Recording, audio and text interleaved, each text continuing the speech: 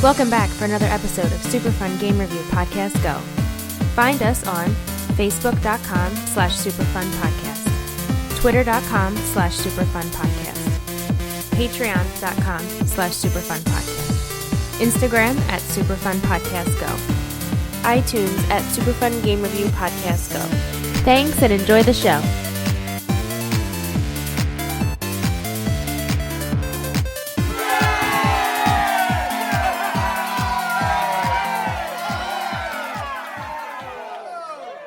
Welcome back for another episode of Super Fun Game Review Podcast Go!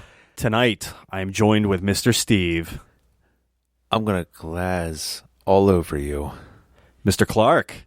Insertion in 30 seconds. And we are missing one this evening. Ralph will not be joining us tonight, but stay tuned. He'll be in for future episodes. He shot the hostage and got booted from the session. Voted out of the team. Yep. Ralph, I'm going to sledge everybody to Stefano. And I will be your host this evening. I like peanut habana. Oh, my God. Wow, what? Really? How long did that take you to come up with? Like 2 minutes. That's beautiful. All right, guys, if you haven't guessed it. Blitzed in the rain. All right, guys, if you haven't guessed it, we are reviewing Rainbow Six Siege this evening. And for some reason, we haven't done this episode earlier. Does it surprise anybody the amount of times that we've talked about this? A little, but we or you? Okay, me. Okay. But yeah, still a little surprised. I mean, I have gone on record a few times on Mubbers saying I both love and hate this game at the same time, so I'm totally down for this review. I'm actually pretty excited to get it done. Well, you were also on record saying, maybe I'll download it again. Maybe I'll download it again. And then you finally did. Yeah. And here we are. Yeah. Yes. It's been a full 180 for me on this game from the time it came out to now. Cool. So, having said that, let's talk about our initial impressions. Ooh. I feel like that was our initial impressions. Do you really feel that? Mm-hmm. Well, that was totally my initial impressions. Oh, okay. I thought we just organically went there. Okay, fair enough. Well, I'll throw my 2 cents in. I never really played it throughout. I know you talked about it a lot, Harry, and I heard some from Clark and the entire friend group. I never really got around to actually buying the game until actually Harry and Kyle went half and half and bought the game for me to make sure I would start playing so I could have friends again online. Oh my God. And been a very good experience. Huge learning curve, but I'm trying to save that a little bit. And I feel a little redeemed because just a few nights ago, Harry said, I think you finally get it. Yeah. It's like a backhanded compliment. It is. A little bit. It's like, you sucked for so long, but hey, look, you're doing things. Good for you, sport. Well, you're not the first person dead on the team without killing anybody anymore. Exactly. Because that's literally how everyone starts playing the game. Oh, yeah. Because of that learning It was curve. bad. The fact that I could actually get one kill before I died made me feel so special. And then I got shot in the head and it all went downhill. But still, enjoying it. So there is my initial impression. I don't think it's a surprise to anybody that I absolutely love this game. Wait, what? Have you played this before? I've been talking about this game almost since day one. A little bit. Of the podcast. I have sunk an immeasurable amount of hours into this game. I'm going to try to actually calculate it and spit that number out before the end of the episode tonight. I hope so. I really want to know how much time you have actually put out of your life into this game. This is actually... I didn't own too many PS4 games before this. I think this was one of the first 5 games I bought for the PS4 system. Nice. And originally, Clark and Hamill were playing this game. Yep. Mentioned how awesome it was. I picked it up and instantly fell in love. Again, I can't stress the learning curve. I think it was months before I could actually break even on my KD ratio. You gain the experience, you start learning the maps, you get fluid with the game, and it becomes just an awesome, awesome experience. Fluid. Oh. So cool. Why don't we breach on into game development? I see what you did. Game development. you know all about the development of this game. I did a little bit of research today on this. A little bit? So let me drop some... A little recon? You did a little recon on it? I sent in my drone. Sent your drone in for some knowledge? So, some recent statistics that they released. So this game came out December 1st, 2015. It was delayed. I think they were originally planning August 2015, got pushed back to October, and then pushed back to December. Yeah, I think they were trying to have it be a launch title originally, and then it got pushed. Yeah, I think they originally announced it in 2011. So we're talking like a 4-year development for this game. Oh, wow. It was supposed to be the next Rainbow Six Vegas. Oh. Yeah, and then it slowly became Siege. So this actually had a pretty interesting game development. It was quite the article I was reading through, just talking about like some of the things they were trying out with this game, some of the things that they nixed. They did some testing, and they were like, "This doesn't work for the game." They scrapped whole ideas. So let me just briefly talk about like some of the things that they were working on. I would like to hear that, please. So let's just talk about the success currently. So their current player base is 25 million registered players, with an average of 2.3 million each day. So concurrent users. Yeah, that is some good numbers right there. Yeah, I'll tell you what. Yeah, that's insane. And that's like top 5 game right now. Yeah. I mean, 3 years old, and they still have that kind of a player base. Well, going into the third year. Going into the third year, yes. So when they were developing this game, they actually, their big focus was the destructible environment. Like, hands down, that was the number one thing that they wanted to focus on to make it a unique experience. A couple things that they scrapped along the way, they actually tested around with a respawn on the game mode. But they found that, like, one team would have an advantage over the other. Like, they may have found where they got killed from, so they could just respawn and run up to the person that previously killed them. So they took that away, and they found it balanced between your hardcore gamers and your casual gamers. Hardcore players could still rush in, get all the kills and everything like that, but it also benefited the slow playing players as well, for people to make tactical errors and gain knowledge through sending your drone. So it did put a focus on gaining knowledge, more or less. So like, if you think about it, the amount of time you spend on the cameras searching for players, poking around, just viewing the environment, checking out what is blown out, like, it definitely gives a balance to the players that aren't as gung-ho playing style. Yeah, there's a definite attention to detail that is needed to play the game and be incredibly successful. You have to have a lot of like positional awareness, not only where the enemy is, but where you are and what parts of your body are showing when you think you're covered, because you're not. You just never are. Like, not your entire body is never hidden. Yeah. At any given time, when if you can look, down a hallway or something, not only are you seeing that, but your enemy is seeing that too. And they did a very good job with that kind of attention to detail and things in mind for like hitboxes and things like that. This may bleed into gameplay a little bit. You were talking about respawning. Yes. That it's not like a Call of Duty. You have to be strategic with it, because it's pretty much you're dead and that's it until the end of the round. And with a lot of other first-person shooters where you can actually come back, you get a second chance at it to redeem yourself, you have to wait until everybody else is dead or your team wins, and that's pretty much it. Also, I think another very important thing to mention about the development of this gameplay that's really important is when you're dead, they made it so you can actually still contribute to your team when you're dead. Absolutely. By viewing the cameras and marking players and stuff, you can still contribute. And I think that is awesome. Instead of a respawn, it's like, okay, you can't go out and get the kills. You can still drastically help your team.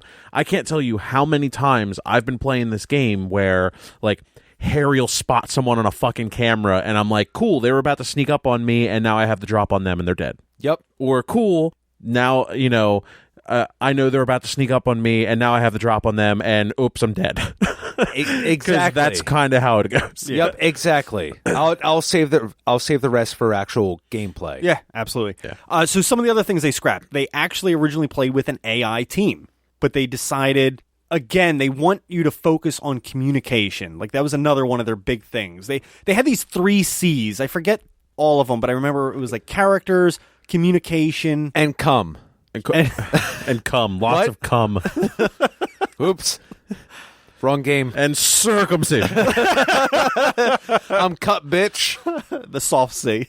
The soft C. So I they think did it was cooperation. possibly. Yeah. That actually sounds correct.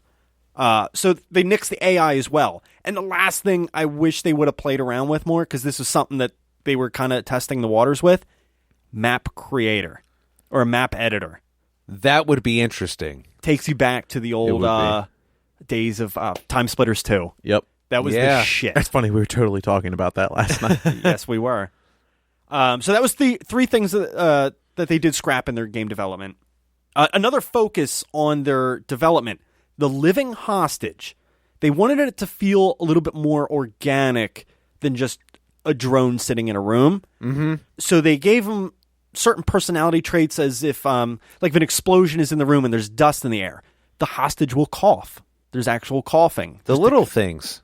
If an explosion's going off, they might whimper or cry or kind of give those sounds of distress. Also, another thing that they might do if there's bullets flying in the air, or again with explosions, I don't know if you've ever seen them like cower down to the floor or cover their face. It's a way of like natural shielding. They react to it. Exactly. Instead of just being there stationary, and you could just sit in the same graphic bits and make sounds, they actually move around. And if you're looking as a defender, have emotion to what is actually going on to the environment around them, that's a really good attention to detail. I definitely agree there. And most of the times that I've ever accidentally killed the hostage, it's because they flinched or moved, and I thought it was an enemy, and I was like, oh, shit! Oh, shit. Yeah, round lost. You're not Kyle, who just throws a grenade in to be spiteful. Yeah. Which is still probably one of my favorite moments ever. I wish I would have recorded that. I told him he won't. He did. He did. And he took out about 3/5 of the team in one shot, and the hostage. Good on you, Kyle. He killed 3 of us in the hostage. He did. One C4 pack that landed on the hostage's face. He got mad. Someone was fucking around in the room, and he said, I'll kill everybody. I told Kyle, you won't. He did. I had him in my sights, too. I was going to shoot Kyle because I saw him. You tried so bad. It's like you knew what was going to happen. I was like, he's not going to... Dead. Wild card, dead. bitches. Sorry, Harry. Yeah, no, you're good. So something else they did with their development, they wanted it to feel like a natural operation. They actually studied real counter-terrorist operations. Really? They listed off a bunch on the Wikipedia. I didn't Google or any research on those typical situations, but they also talked to I forget what it stands for, but the GIGN. Yeah, Gigan. Gigan. Yeah, they talked to Gigan for Giggity. for actual feedback of what it is to be on like an operation like that. Wow. It's funny because that's also the reason you cannot jump in the game. Counter-terrorists do not jump when they're on a mission. For whatever reason, but that is why that feature is not in the game. No kidding. I totally blew my mind because I've bitched about not being able to jump a million times, but they said it's not natural and not realistic to an actual operation. Yeah. Huh. Which makes sense in a real world perspective, but I never really, put 2 and 2 together. Well, you think you have so many tools and bags and things like hanging on you. Well, I you get jump, that. You'll like lose something. You'll make so much fucking noise. I wouldn't imagine. But how many other first-person shooter games, when you're even playing as Counter-Strike, you can still jump, you could do everything. Right. Granted, we're talking years and years ago, when they're developing the game, talk to the actual military special forces specialists and really kind of took that into consideration. I'm actually more okay with not being able to jump in the game just for the fact that they took that extra step. Last thing I just wanted to mention real quick, the support that they have for the game. They actually posed it to the board when they were originally planning it, like, hey, we want to do further support after we release the game. Continuously releasing updates, new maps, new characters, just to kind of keep the health of the game up. They were actually really unsure about it.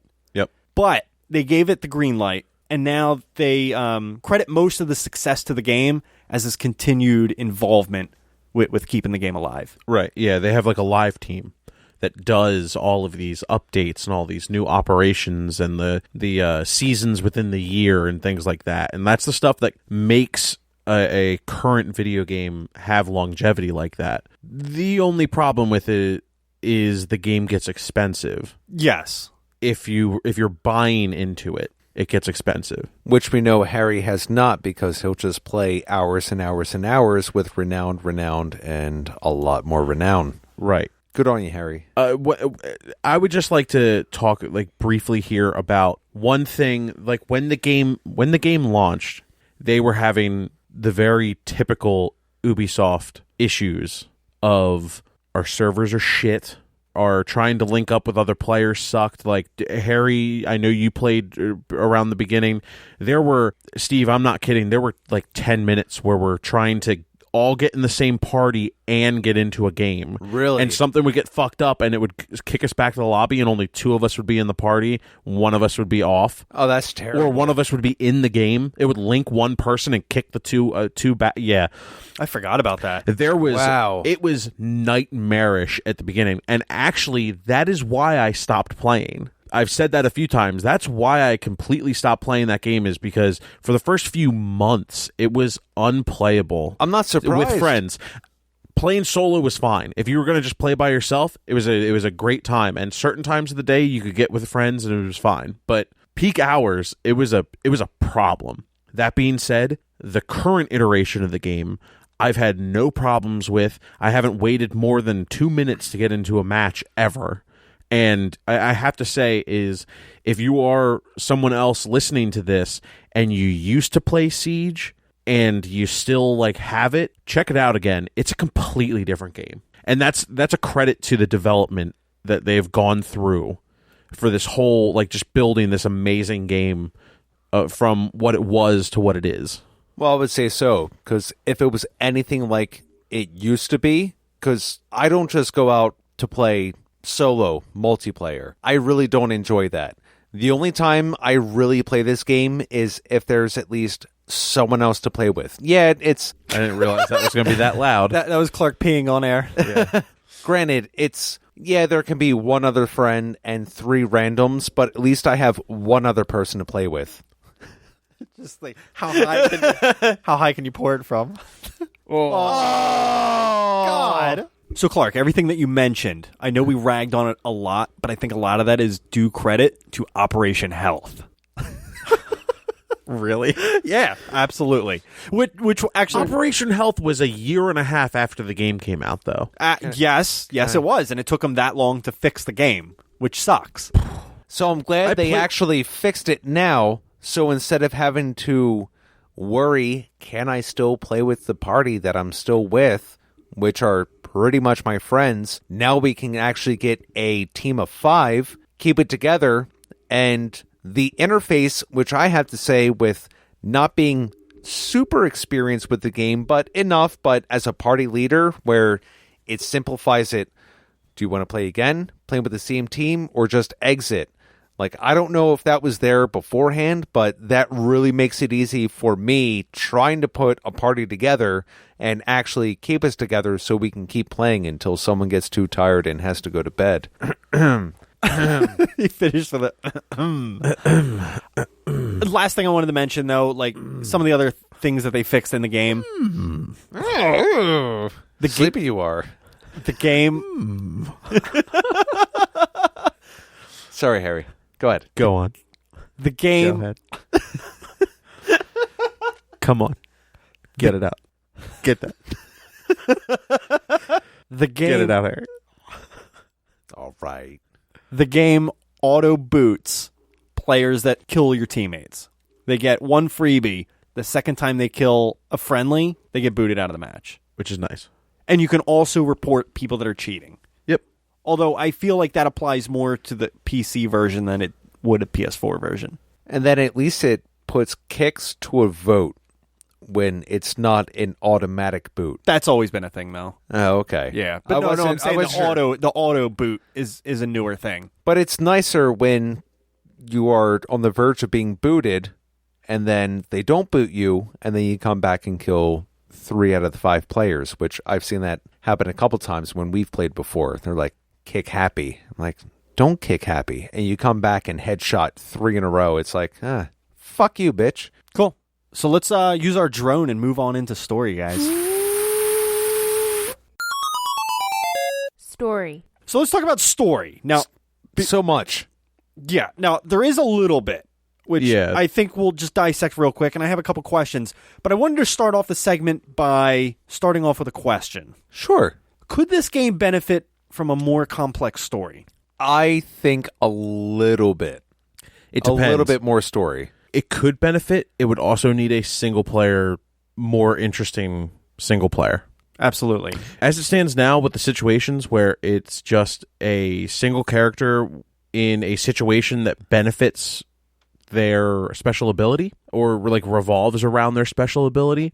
It's almost like an advanced tutorial. Yeah. It's like how to play this character to maximum ability. Yes. Which is nice. Sorry to interject, but that is nice to where you can actually kind of learn the different characters a little bit. Yes. I just think that they could make a narrative story out of this. It would require a lot of extra character development. Now, every operator has a background, and they have like some interesting ties to some of the other characters. Like, they just did it. It was Echo and Ying were ex-lovers. Ah. And so like they did like the Valentine's Day thing where you had to play as Ying and you had to play as Echo. Okay. And you got charms to represent the love. I got both of those charms. So did I. And Hamill had mentioned this, and I hadn't looked into it I hadn't looked into it at all. But supposedly, it's either Echo or Ying is immune to the other's ability by default. They told the other person how to be immune to their special. Really? Yeah, I don't think Echo has any. I remember playing because you had to like win 7 games as Echo or 7 rounds as Echo. I saw Ying's flashbang a couple times, and it never really had an effect on my character. Like I would see it popping off in a room, and I'd literally just be staring at it, and then like Ying would come through the wall, and I'd shoot her in the face. But like it was weird. Huh. That's interesting. I almost hope that's not the case, though. It might have just been. Honestly, it could have just been for the event. Okay. It Maybe. was the Valentine's Day event. Yes. Was that. Another side note with relation to characters, I know Ella and what's the manly lady with the Valkyrie? No. Chichanka. I'm just kidding.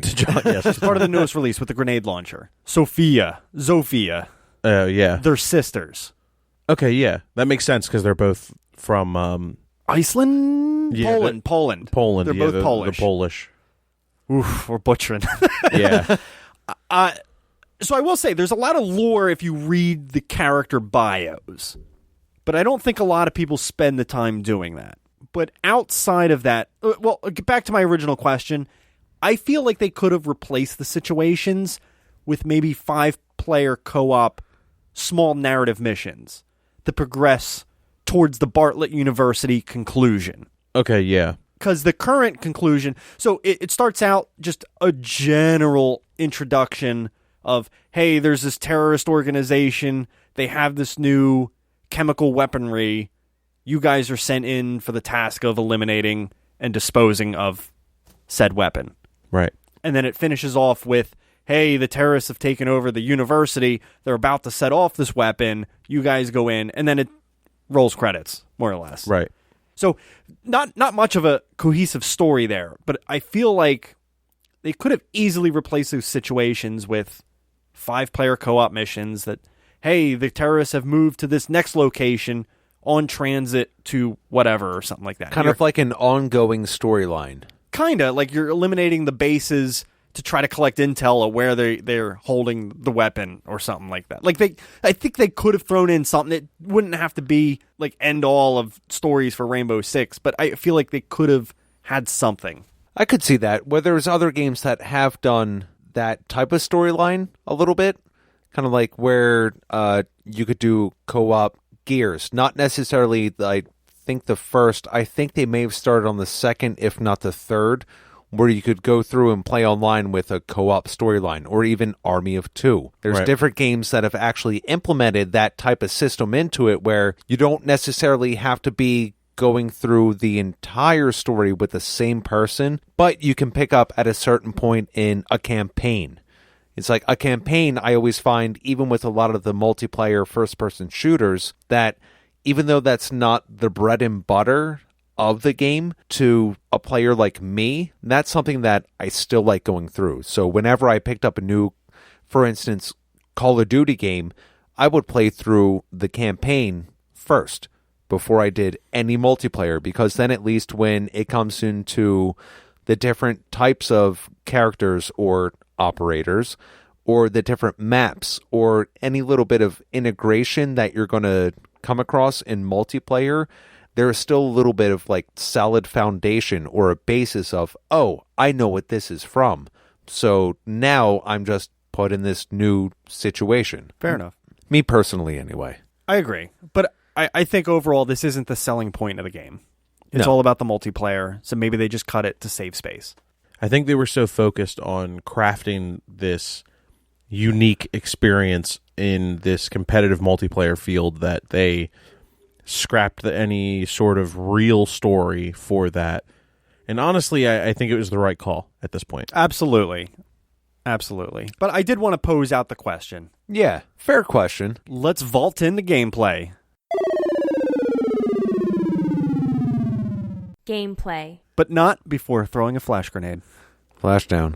Oh, I landed in a bear trap. And right onto some goo. You're dead. So one thing I wanted to bring up when it comes to gameplay that I don't want to forget, the destructible environment. I really loved the way that they integrated that into this game, because most other FPS games that I've played so far, not really a thing. Yeah, you can break down like a wall, or, you know, if it's like a big barrier, but with this one where you can get on ground level, take out like the first foot of a wall and start like chopping away at people's ankles while they're running around, that, to bring up again, was a big learning curve, because that took me down so much. Holy shit, I was not expecting that. Or like not standing near drone holes. Yeah. That's like another big thing that you always have to be conscious of, is like, where are the holes near your feet? If you notice, because they don't like that so much, in the newer maps, the drone holes are usually around a bend, or there's something blocking it, or there's like a 90-degree turn inside the drone hole, because it's a cheap death. You shouldn't be exposed by those. No, it gets rough. And because even with again, getting into the where you can take down it's not like where if you were to melee a wall, it takes out an entire section. Sometimes it's just a very small spot. And that little small spot is all that needs to be there between you living or dying before the end of the round. All you need to be is a little shadow, and someone can just see that little blip run by and spray it, and you're gone. I've been on the receiving end of that one too many times. So currently, let's talk about characters real quick. I believe there's currently 16 attackers and 16 defenders. That sounds correct. And I think they plan on releasing up to... I know it's a pretty ambitious goal, but I think they want to have 50 on each team before they're done with this game. No shit. Yeah, they mentioned it in press release or something like about a year ago. Holy cow. So, what makes this game unique is that every single... And I'm going to use the term operator rather than character, just because that's a terminology they like to use. The Terminator. Yeah, this is the Terminator I deal with. You call me 220. But each operator has a unique ability and a limited option worth of guns. Resources? Yes. Okay. Each operator provides like a unique attribute to kind of boost or give your team some form of an advantage. And I think that dynamic is phenomenal for multiple reasons, but it lends itself to give every single round a unique feel, because there's always a different combination of operators. Now, not to cut you off, do you find there's a certain dominant team that you can find that you put together? I mean, even though, because there's a lot of different combinations of different operators that can be in one match of any certain type, where, like, do you feel there's a certain balance that is more important than others? It's funny that you asked that, because I actually had a question I wanted to pose during this segment. I'm sorry to take that away from you. But this is going to tie into it. So I wanted to ask, like, do you feel particular maps cater more to specific characters? I don't think it's the maps. I think it's game types. So like Hostage, nobody picks Fuse. It's like a given. Like, you don't pick Fuse for Hostage maps. I do. Well, okay, but it's accidental. But you know what I mean? Like, you know, his special ability becomes useless. Yeah, he essentially becomes a recruit at that point, because you can't really. I mean, you can use his. For anyone that is unfamiliar, Fuse has this ability where he mounts a pylon, a charge. Yeah, a charge that has a pylon in the middle of it that shoots explosives into a room. Can't do that with the hostage, because you can down and kill the hostage, and then, your team loses. It becomes a liability? Yeah, it just becomes a lot trickier, because you can't just bomb the shit out of a room. Like when it's secure the area, I think Fuse is top tier A-level operator. If it's anything but Hostage, I feel like Fused pushed there's a lot of meta in this game. Like, the meta constantly is evolving, but the whole idea from the early days was, okay, everyone needs to be in 2 adjacent rooms and everyone is like ready for it. The whole idea of roamers was pushed by Fuse becoming the top tier guy, because you like, roamers didn't exist early in the game. Nope. There was no point. The first top tier roamer was Frost, and she was an expansion character. I think what really pushed the roaming was Kavira when they released her. She's on a whole nother level. But what I'm saying is, like, Frost was the first person where it was pertinent to run out and put traps not just near the objective, but out further. Yeah. Because you had Capcan, but you'd want to protect a smaller enclosure, whereas Frost, you're trying to get people coming in from further away. You want to create that distraction for other people, because they go down and people have to pick them up, as opposed to, well, Capcam, at the time when Capcam, or when Frost came out, Capcan, sorry. Fuck. Capcom. When Capcom was fuck. So when Capcan was first out, his explosives killed you one shot. You couldn't just run past one. Now I think it's if you're at 75% health or less, it'll kill you instantly. Yeah, they nerfed him a little bit. Even since I started playing, it's a little bit different. And he also went from only having 3 charges to 5. They're trying to push him to be a roamer more so. And that's something that I appreciate. They're evolving their old characters. They're paying just as much attention to their old operators as they are their new operators that come out. And I think they're pushing them to the roles. Like, I know they nerfed Fuse's ability. They did that in the first month that he was out, because he really pushed the like, he'll clear a fucking room. You put Easily. one charge, you clear a fucking room. Oh, yeah.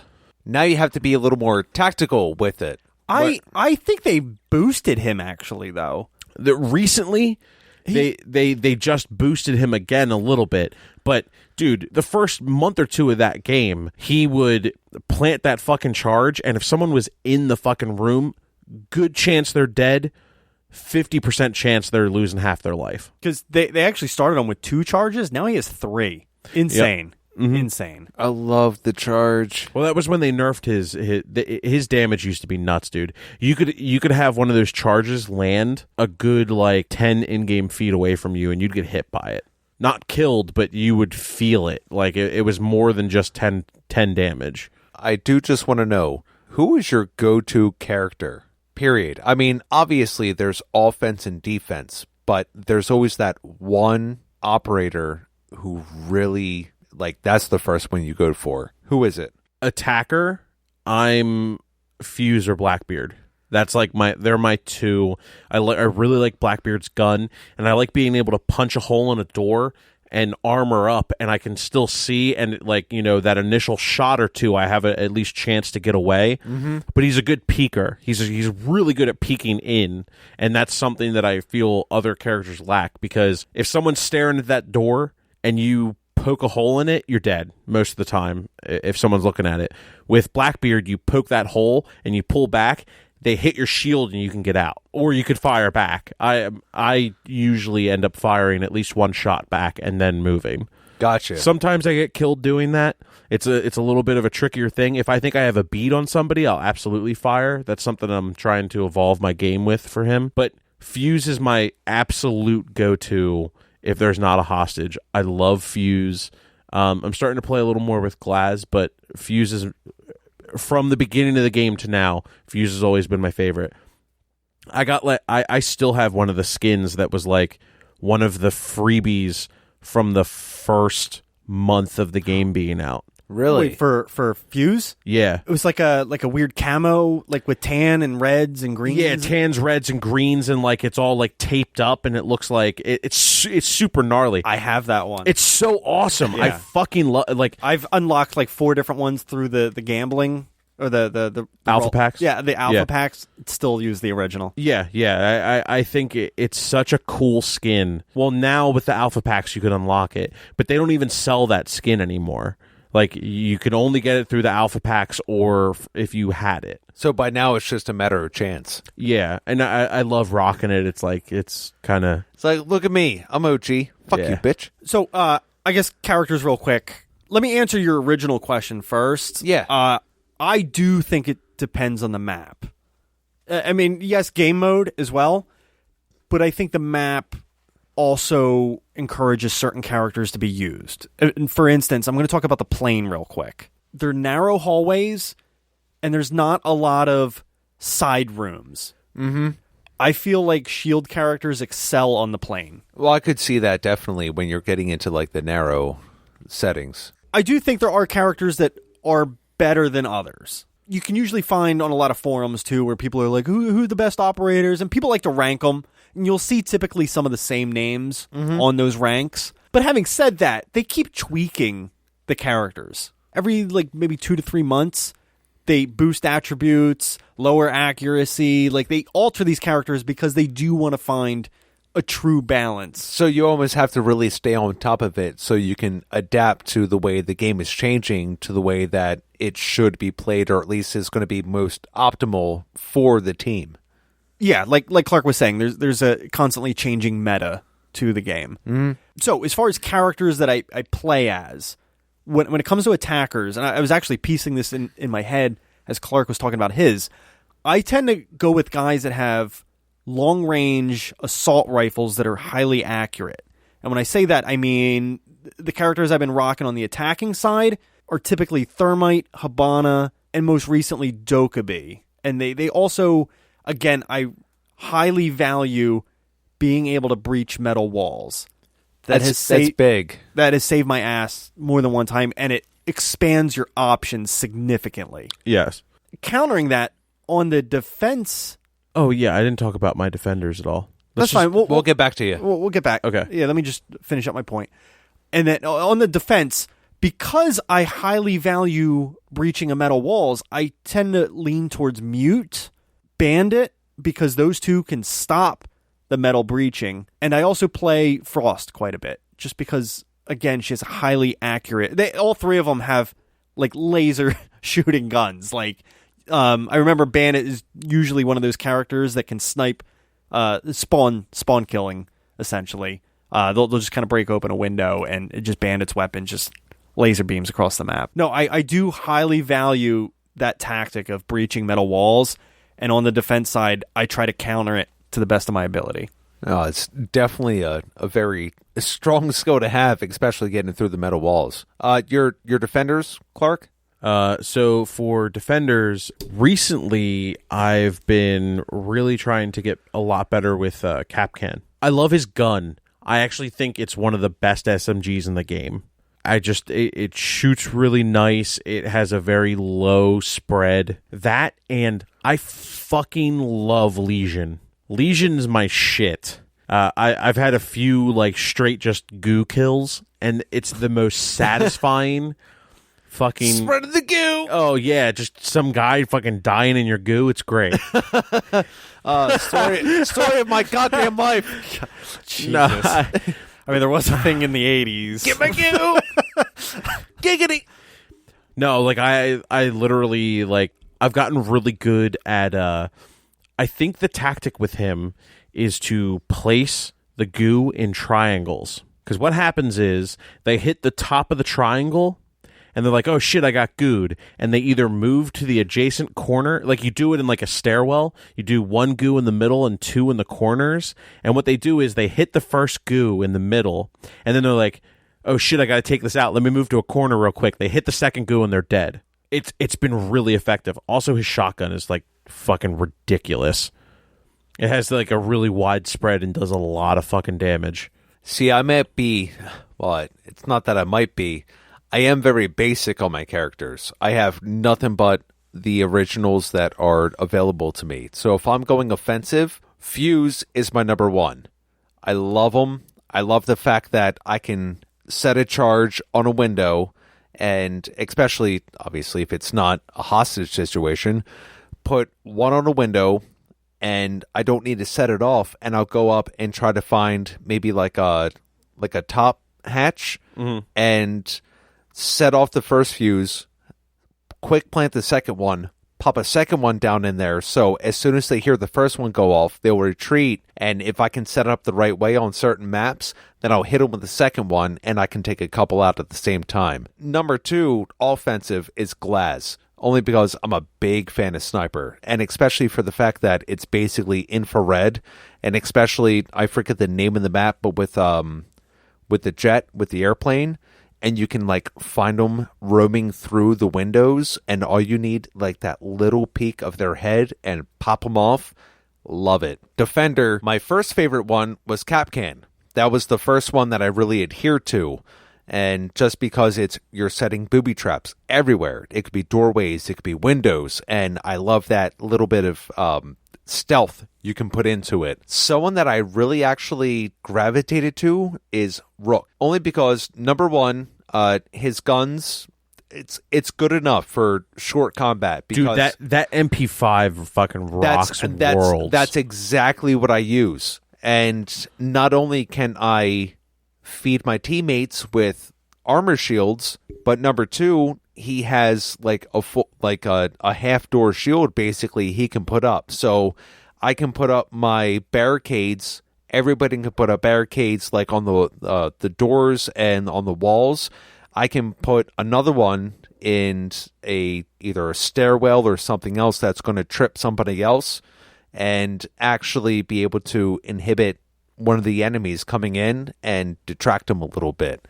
And at least from the basic characters, I find those are like some of my main go-tos, because they really are effective, especially because that's all I really have to use right now, because I'm not building up a whole lot of renown. So I'm going to use the resources that I have, and they're doing great for me so far.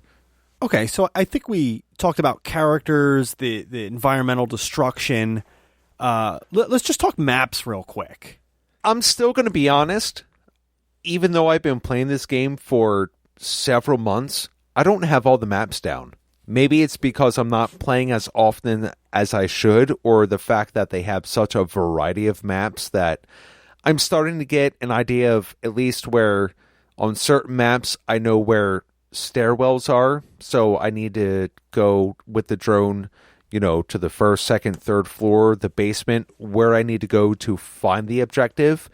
But me personally, as a little more of an intermediate player, I'm just looking for the guidelines, or once the round actually starts, I'm going back into the drone and trying to get an idea of where I need to be on the map. I feel like that's one of the hardest things for new players to pick up is the layout of the maps, because that really makes or breaks how well you're going to do in the level. Yeah, although I'm sorry to interrupt. There's the one where it's like the favela. That's the hardest fucking thing. Like, that hasn't been around in quite some time. It's just that was a pain in the dick. That was so big and so intricate. Like it's hard to find your place for me anyway. This is actually a gripe that I currently have with the game, because they did take 2 maps out of rotation. They're adding 1 back in. Now, originally, their reasoning behind this is because they were unbalanced in the attacking. Did they take Yacht out? Yacht and Favela were taken out of rotation. Now, originally, they did this on... I mean, it's even more strict on the ranked play. Yeah. Because the competitive players had complaints about that. And Ubisoft came back and said, well, we're doing it to help new players because X amount of maps, it's too many maps to hit a new player all at once, that they're having a hard time with the learning curve. So they're trying to limit the maps. My issue is they've given out free content for a game and then taken it away. Some of it. I get the reasoning for trying to help out new players, but they're still taking content away, and I never think that's a good thing for a game. No. Are they coming back, though? Like, if they said that they're both going to come back? Yacht is coming back with the newest update. Chimera. But they're taking away Bartlett University now. To redo it, though? Maybe. No, they confirmed that they're going to add and change Bartlett. Okay. They said they're like adding room and they're changing some of the layout. They said it's going to be like pretty unrecognizable to what Bartlett is right now because they think it's so unbalanced. Okay. I agree that it sucks that they took away the levels, but I actually think it's a different thing. Like, not a lot of companies have ever done this before, but the fact that they put out almost a new level every season, I'm okay. I that's how I internally say, like, all right, I'm okay if you take 1 or 2 and you're going to revamp them, because I don't think they're going to be like so for Chimera, my understanding is they're releasing a new level and they're putting Yacht back. Yes.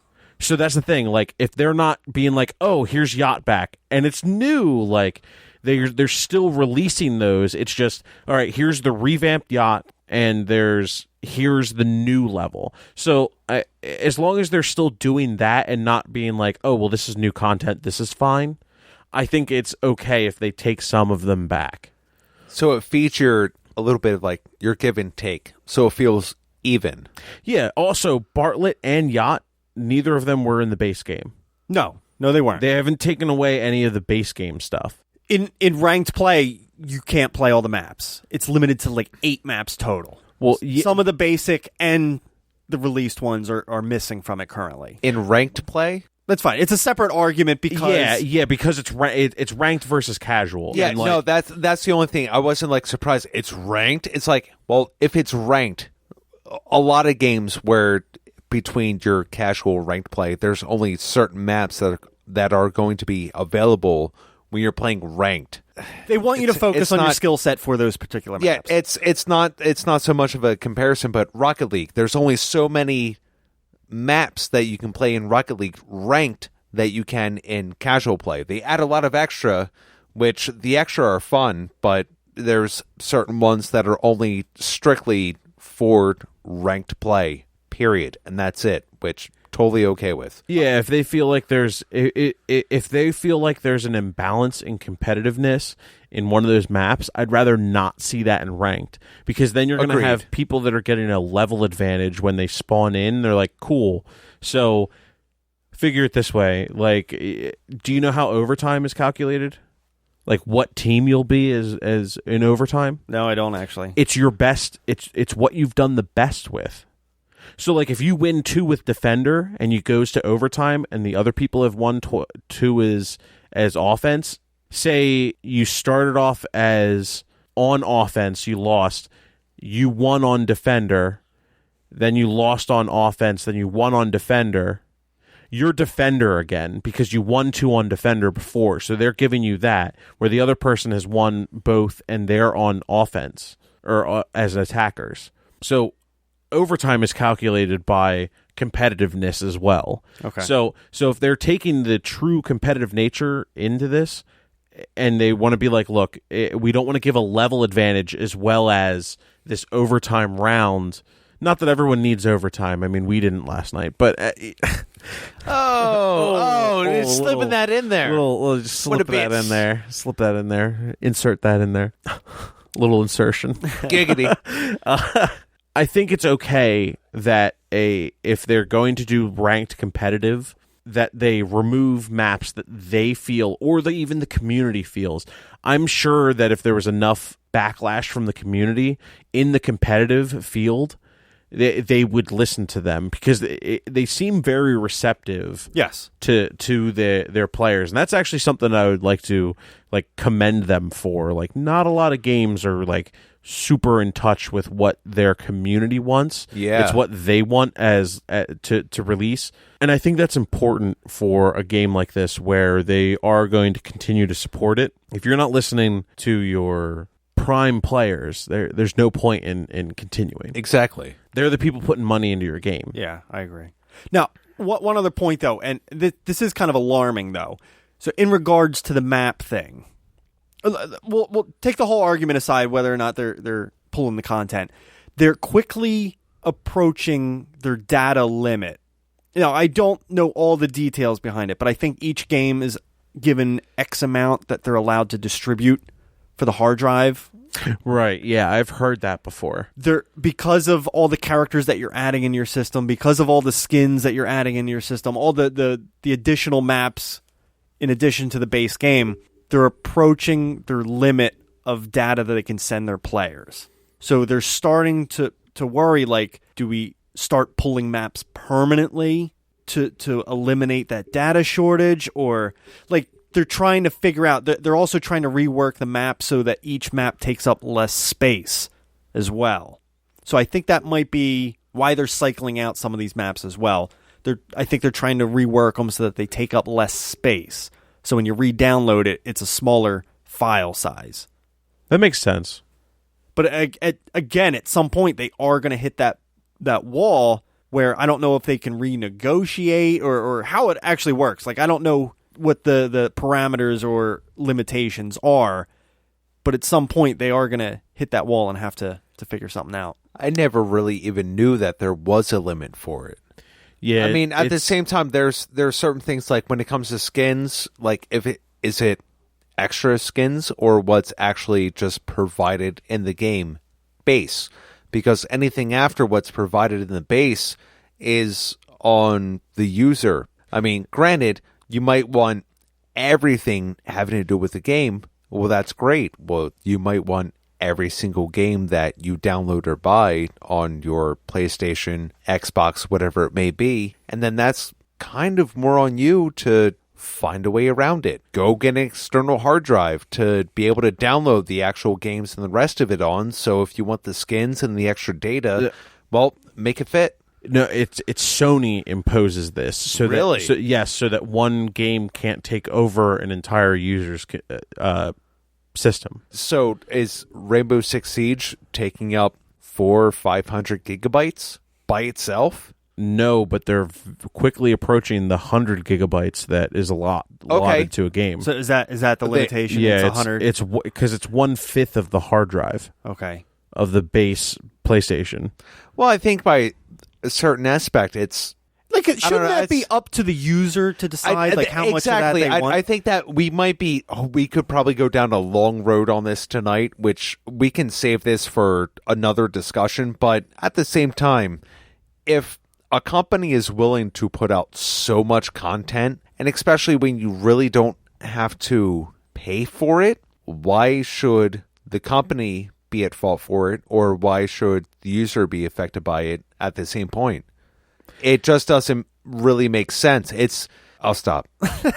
That's fine. I'm sorry. It's just, by that point, it really doesn't make sense, because now you're bringing up the argument of, okay, here's a company that wants to give their users who are so vocal so much more content and don't want to really take anything away when it comes to maps or skins or game modes, and the users are going to be there right behind their favorite game of, no, I will clear out space on my PlayStation, or I'll go get an external hard drive, I'll make it work. Here's Sony stepping in the middle nah, you can't do that. To me, that seems a little fucked up, but I think we're getting way off topic. We are getting off. Yeah, topic. that's going to be way off topic. We'll save that for another night. Yeah, it's a whole different argument, or it's a very large argument that I don't think we should dive into. Tonight. Yeah, exactly. No, that's fine. Okay, I'm going to write that down though. Did anybody else have anything gameplay related they wanted to talk about? Maybe just quickly mention there's only 3 game modes for casual ranked play. There's a terrorist mode, but we don't even fucking care about that. Terrorist hunt. Well, it's worth mentioning. I don't know. I kind of feel like we're good on gameplay. We've talked a lot about it. Yeah. Let's repel into graphics. Coming on down.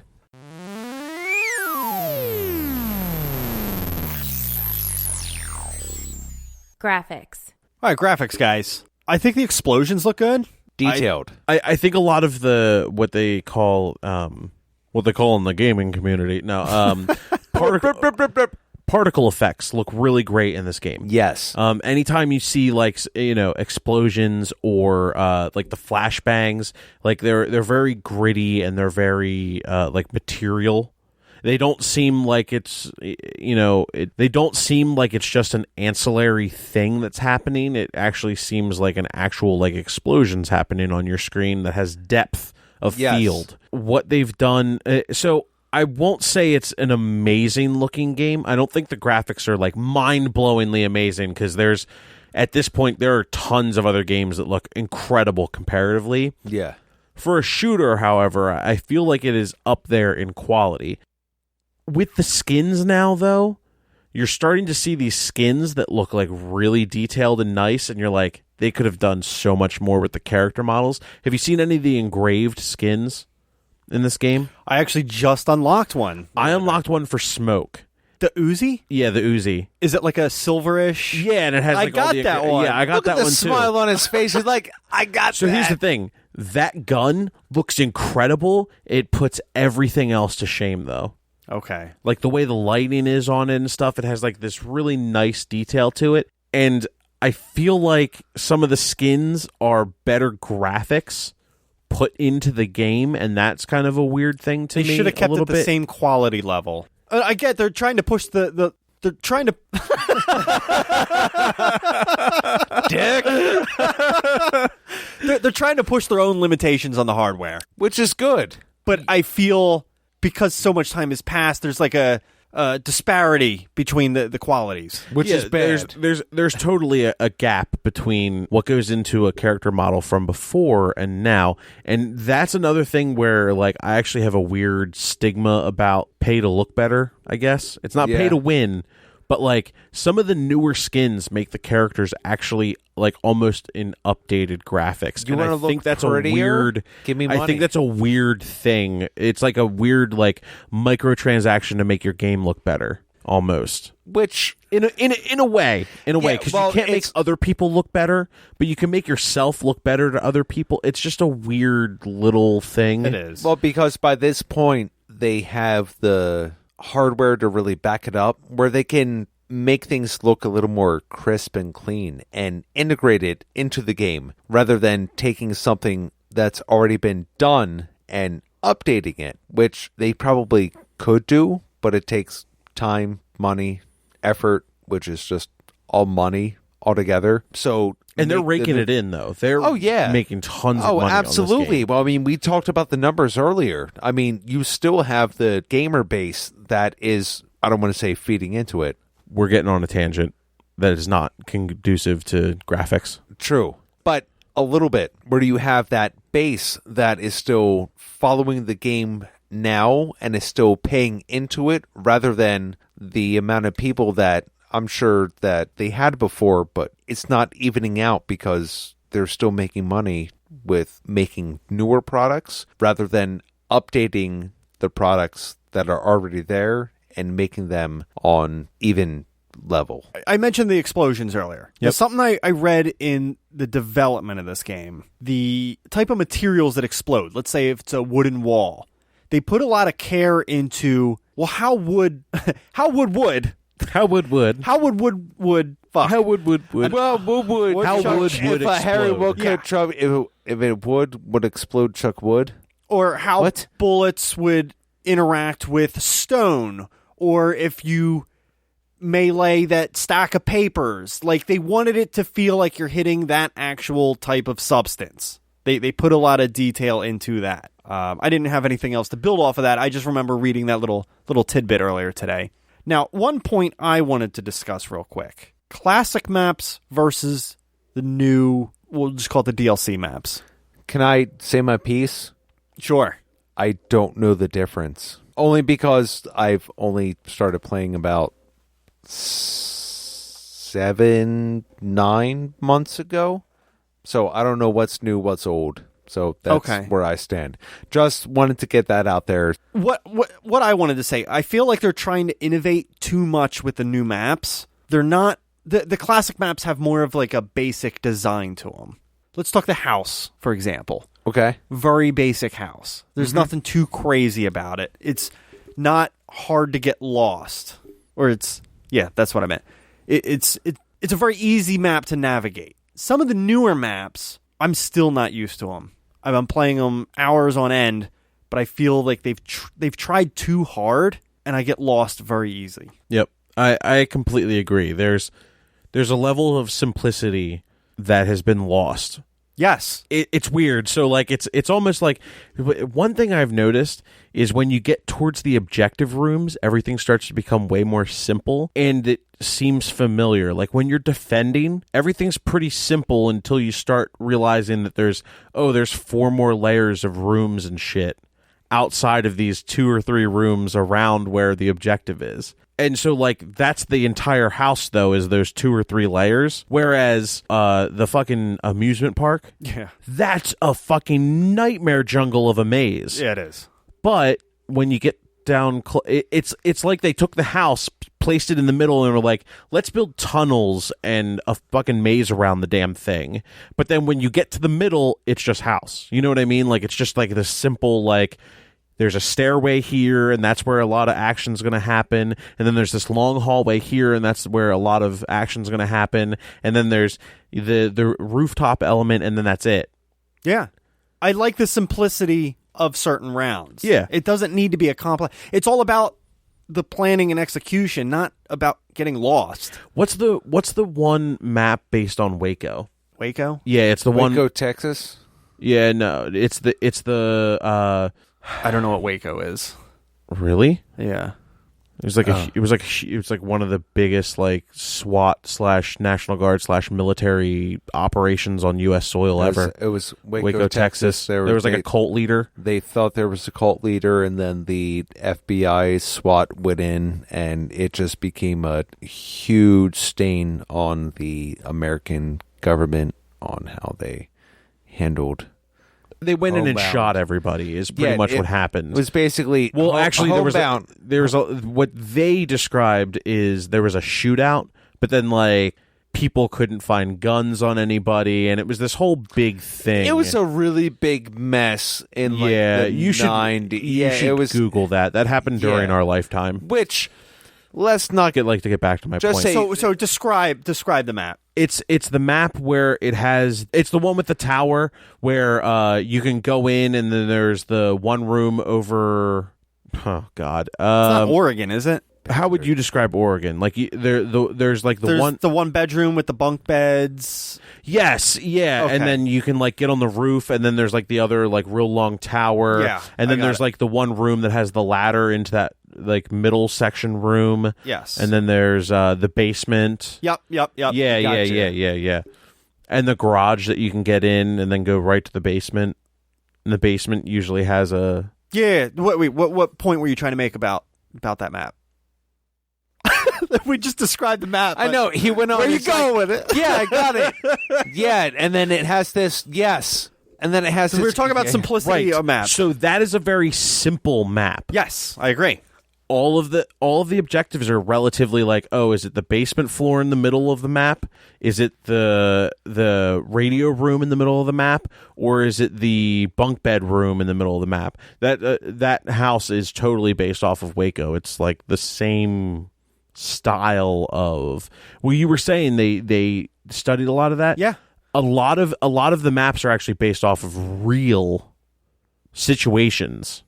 Like you were saying, like they studied a lot of them. They also based some of the map design and structure off of real scenarios, which was kind of a hot button thing when they were like showing some of them. But that's happened with every Rainbow Six Siege game except for Rainbow Six games except for Vegas, because Vegas there was never really a big like SWAT thing, but most of the other ones were based on actual real life SWAT things, but that was like including the areas and stuff.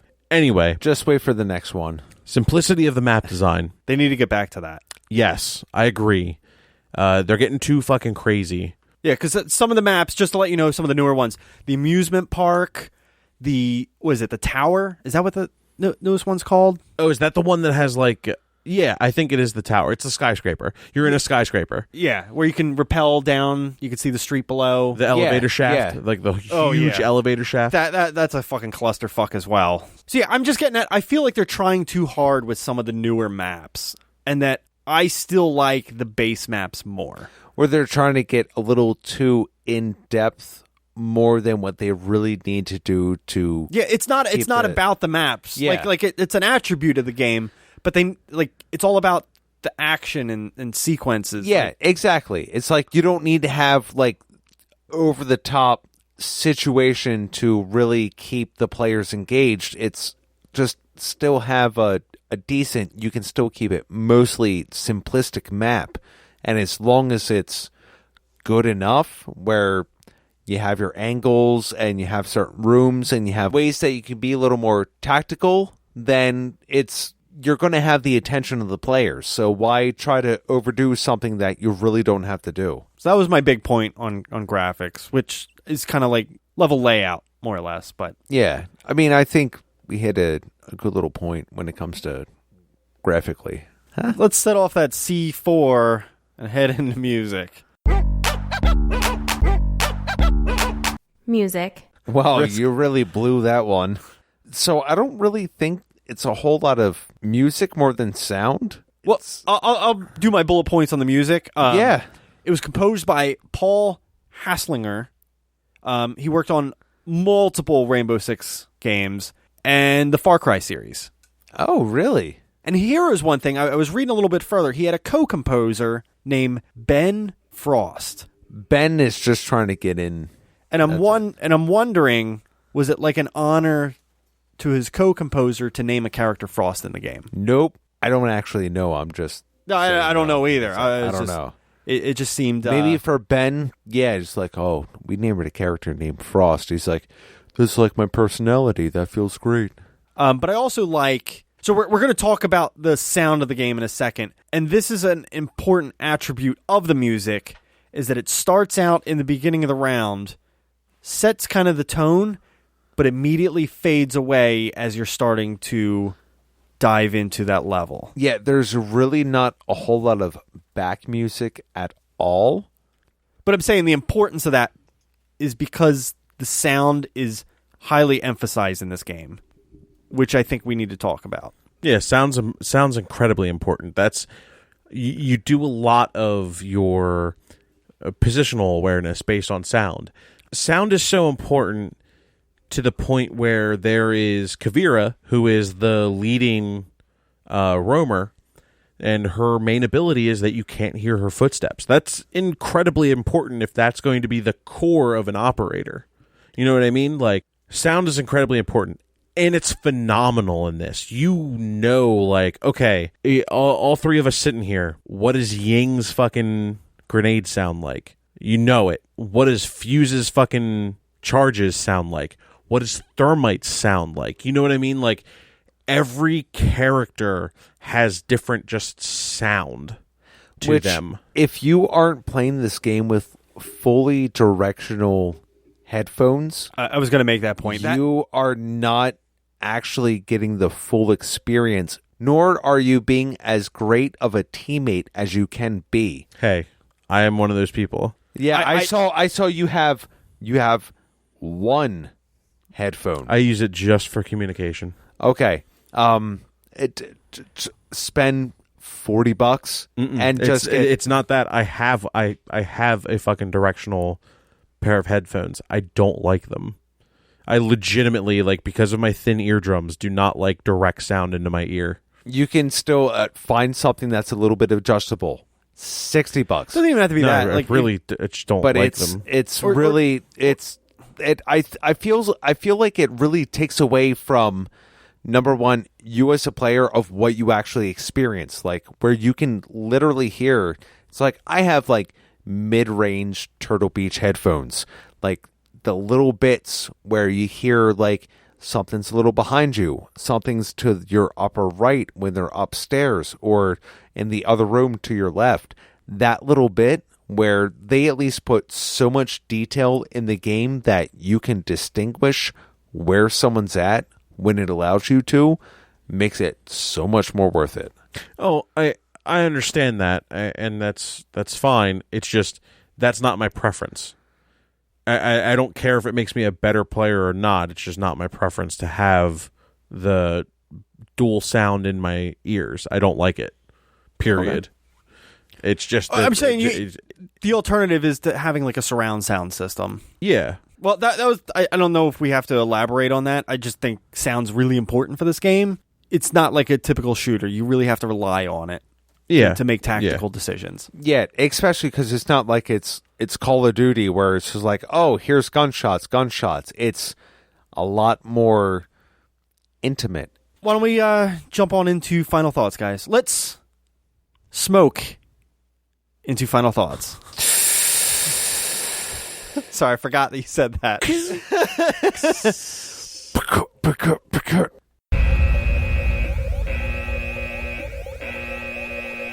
Final thoughts. All right, Steve, why don't you tell us your final thoughts? So, being late to the game compared to Mr. 400,000 renown to my right. Oh, I'm beyond that.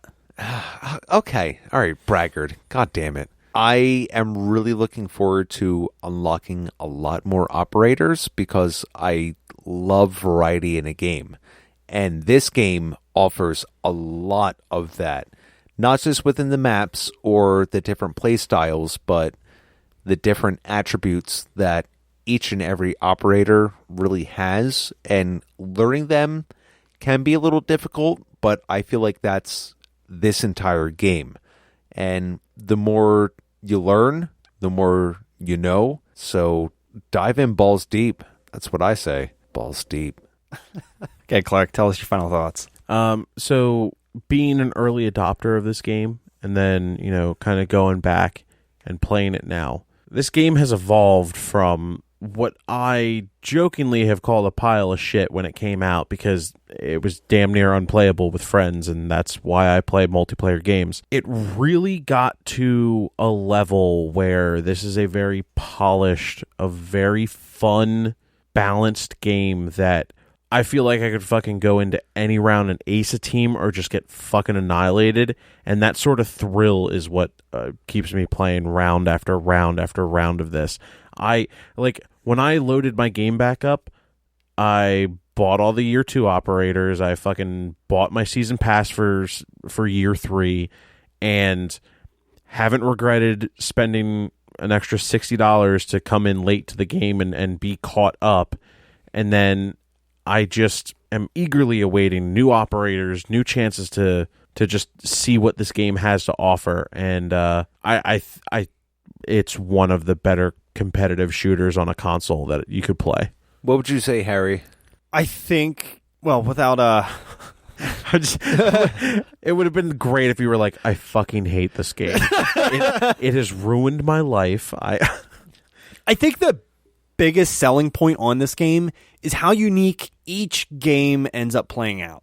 Again, you can have the same team over and over again, but the small little nuanced decisions that each player can make changes the entire experience each and every round.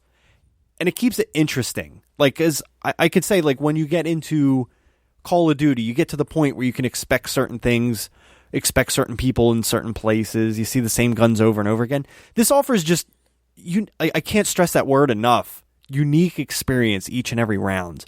And I feel like that's why I'm still not bored with this game. I did a quick, rough estimate. I think I put in about 550 hours Jesus. into this game. Oh my God. Oh. And even right now, Why aren't you better? I think No, I'm you're pretty- good. You're are. good.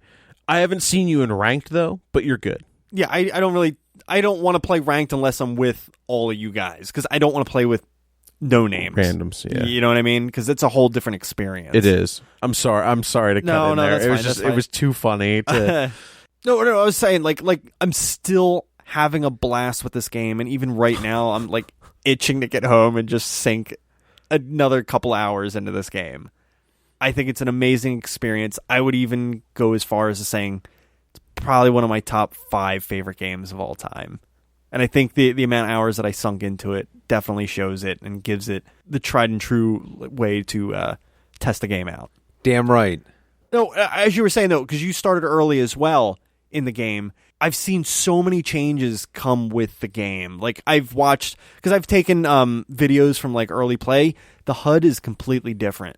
They've redone, like, every little detail in the game, and you might not even notice it at this point. The shield symbol at the bottom of the screen to show your health, that's gone through, like, 4 different iterations at this point. Like, the game has evolved so much from its original iteration that it's just cool to see that they keep putting the time and effort into this game. Let's just drone into our scores, not our final scores.